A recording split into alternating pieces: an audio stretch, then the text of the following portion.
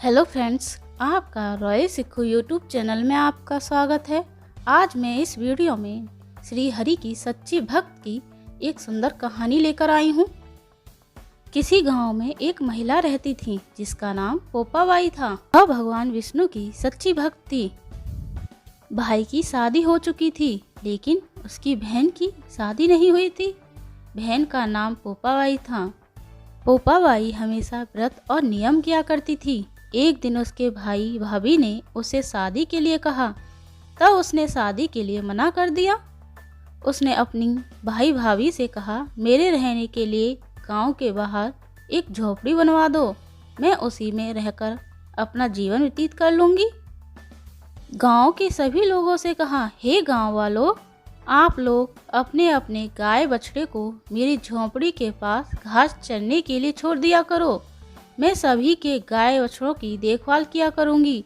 जो भी बचा कुचा खाना हो उसे भेज दिया करना, मैं वही खाकर रह लूंगी। इस तरह बहुत दिन बीत चुके थे। एक दिन उस देश का राजा शिकार खेलने जंगल को जा रहा था।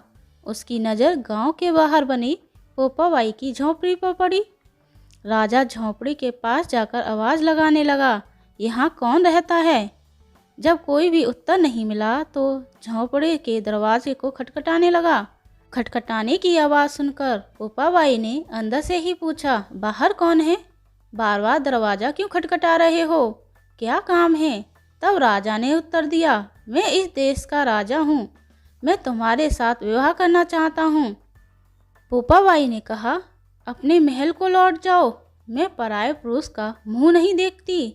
लेकिन राजा ने उसकी बात पर ध्यान नहीं दिया और बलपूर्वक पोपाबाई को उठा अपने घोड़े पर बैठाकर महल की ओर चल पड़ा।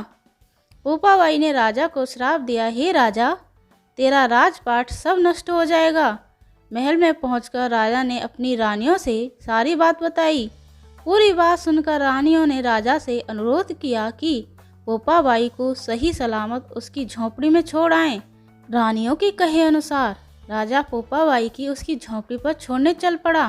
रास्ते में ही पाप की नदी आई जिसमें राजा डूब गया। पोपाबाई मृत्यु के बाद धर्मराज के दरबार में पहुंची। वहां धर्मराज ने उसे स्वर्ग का राज दिया।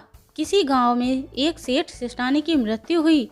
वे दोनों मृत्यु लोक से स्वर्गलोक को आए, लेकिन स्वर्ग का दरवाजा बंद पड़ा था।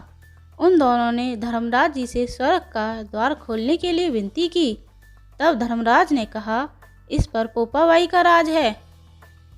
सेठ सेठानी ने कहा, हम पोपाबाई को नहीं जानते। तब धर्मराज ने कहा कि मैं तुम दोनों को 7 दिन के लिए मृत्युलोक में भेजता हूँ।